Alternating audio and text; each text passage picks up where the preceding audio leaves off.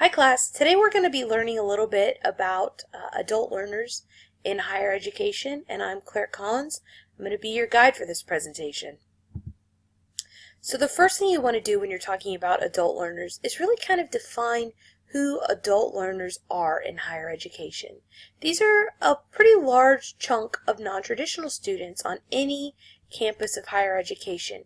Traditionally, these students are over 25 years old, and one of the key characteristics of adult learners is they are often an independent student with a family.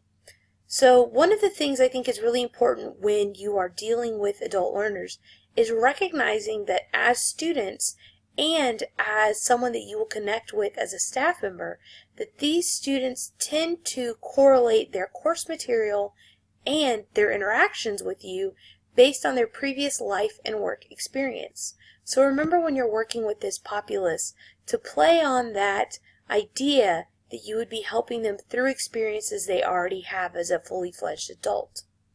These students tend to be a lot more vocal in the classroom setting, so don't be surprised by that at all, and also don't be surprised if they cut straight to the point and ask a lot of really tough and upfront questions as a staff member. These students have incredibly high expectations for higher education. They are in higher education, they have a purpose for being there, and they expect you as a staff member and faculty members to either exceed their expectations or basically to just give them what they want so that they can move on with their lives. This is not uncommon at all. A lot of really direct conversations and a lot of insight is necessary when talking to these students. One of the key characteristics of these students is also that these students are often returning to school to learn skills necessary to obtain more stable careers or employment. We see this a lot, especially with our much older non-traditional students.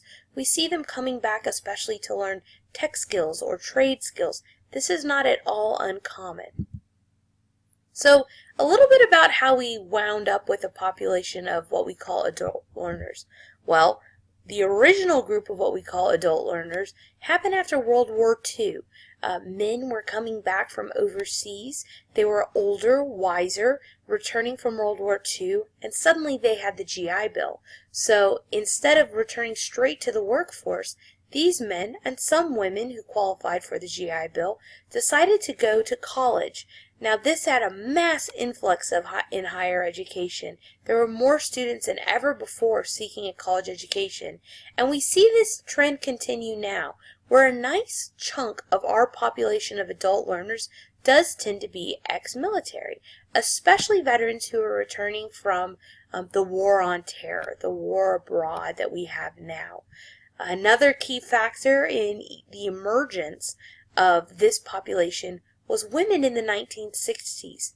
Basically what we had was women were putting aside traditional gender roles and were for the first time really in higher education actively seeking out their ability to go back to school, to learn a skill, and to venture outside of the home and recognize that they as women could go forth, get an education, and get a career, have a career, and find a job that really meant a lot to them as an individual.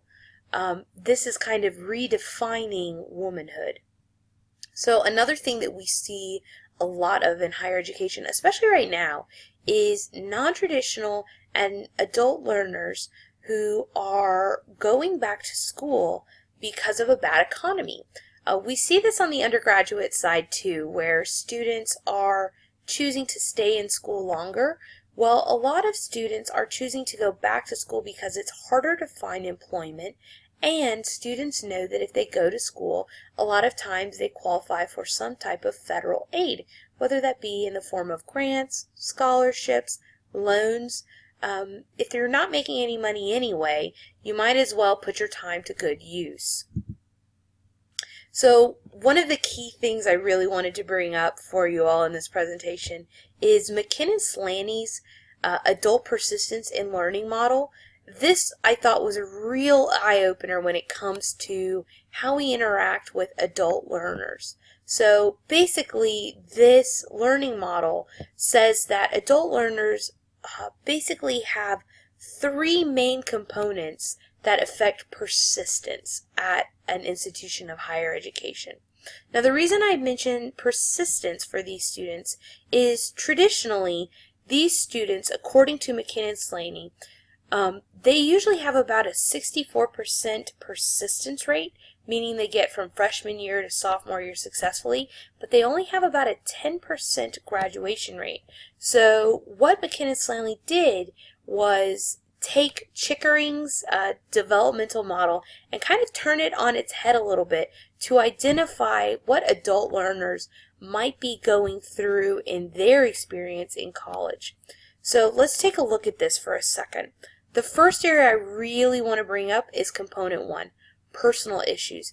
As you can see, this is made up of self-awareness, a willingness to delay gratification, clarification of career and life goals, mastery of life transitions, and a sense of interpersonal competence. Now, this component is, if you notice, at the top of this learning model. Now, that doesn't necessarily mean that it's any more important than one topic or the next. However, this is sort of the entryway for students to get into higher education.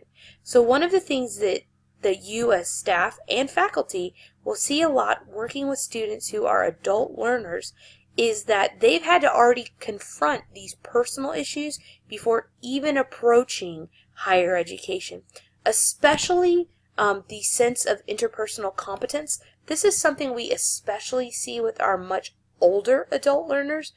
Just think about all the changes in technology we've had in the last 5 or 10 years. 10 years ago, I didn't even have an iPhone. Now we're asking students who are in their 40s and 50s and 60s to use integrated technology, to take online courses, to submit things via Blackboard, to make podcasts online. Technology has really changed the way we handle education. So this has really changed the way adult learners interact with education itself. So having a strong sense of interpersonal competence is something that you have to have as an adult learner before you ever set foot in an institution of higher education. Component 2 deals with learning issues. Again, this is educational competence and intellectual and political competence. Now, one of the things that adult learners often encounter in a setting of higher education is maybe being behind a little bit. And a lot of times we see this in STEM fields especially. Students haven't had math in many years. You're asking students to basically learn something completely new and keep up with students that have a firm foundation in especially mathematical components. This can be quite daunting for these students, so making sure that they have plenty of outreach, plenty of opportunities to go to tutoring sessions, plenty of opportunities to ask questions in a classroom, all of this will contribute to student success. So moving on to the third component, this is by far the most fascinating to me, and I hope you enjoy it. Environmental issues. So this is information retrieval, awareness of opportunities and impediments, and environmental compatibility. That last one, environmental compatibility, plays a huge role in persistence for these adult learners. And what we see a lot is that adult learners often feel very alienated in the classroom. Like I mentioned earlier in this presentation, adult learners are fairly well known for being very vocal in a classroom setting. And while faculty members often enjoy that aspect of adult learners, other students, typical undergraduate students, often don't enjoy that aspect that adult learners are bringing to the table. And adult learners do pick up on this. They pick up on that sense of isolation, of not belonging to the group. And in a very real sense, adult learners are looking to have a full college experience.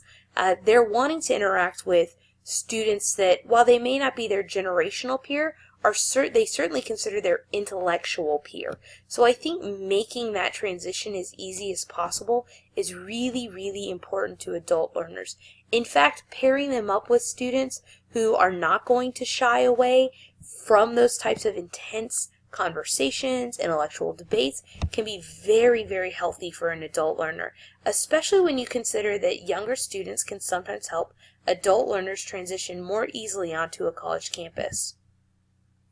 So here are a couple of suggestions for you all for when you're working with adult learners. These are some things that were recommended several times over in my readings, but really sort of resonated with me, and I think will resonate with you as well. So the biggest one is respecting an adult learner's life experience. When you're working with an adult learner, whether you're a staff member that has 20 years of experience or you're brand new to your profession, one of the biggest things you can do is recognize that these adult learners are coming to an institution of higher education with experiences that you just simply cannot compete with. Don't try to compete with those experiences, but recognize that these life experiences have really helped shape an adult learner and how they're going to interact with not only you as a staff or faculty member, but also how they will interact with their peers on a college campus.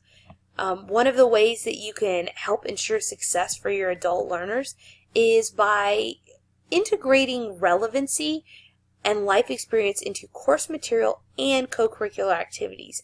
And what I mean by this is you want to make sure that every single course they take and every co-curricular activity that they are involved in has some sort of meaning, is either giving back to their overall educational outcome or is impacting them in a meaningful way or a way that can be assessed. Adult learners in particular really tend to enjoy assessment. They like to be able to see that they've mastered a subject and that they're ready to move on to more challenging topics. A huge one is understanding that adult learners have very different learning styles. And what I mean by this is, especially with our generational gaps, adult learners do tend to work very, very differently within a classroom setting. So you want to make sure that you are approaching that with sensitivity. Recognize that adult learners are just like any other student, and just like any other student, they're very, very diverse, okay? So one will have, you'll have tactile learners, visual learners, and auditory learners. That's the same for adult learners. You'll want to make sure that you're addressing those needs as well. And while that seems pretty straightforward, these are the things that are often not being addressed with adult learners. The last one, and probably the most important one for adult learners, is making sure that you are an active listener and an open communicator with them. In general, if you can create a rapport with your adult learners, you will establish trust, and you will establish that you are someone that they can come back to over and over again and be an anchor for their educational pursuits in an institution of higher education. I hope you really enjoyed this presentation. I've really enjoyed learning about adult learners in institutions of higher education. I especially want to point out a really wonderful text that I discovered in another class I'm taking, but was really helpful in guiding research about adult learners. If you're looking to jump into the topic of adult learners at any point in time, I highly recommend picking up Kuyet, Howard Hamilton, and Cooper's Multiculturalism on Campus. It's a really enlightening read and especially has some good learning strategies for adult learners. So until next time, this is Claire Collins, and I hope you enjoyed this presentation.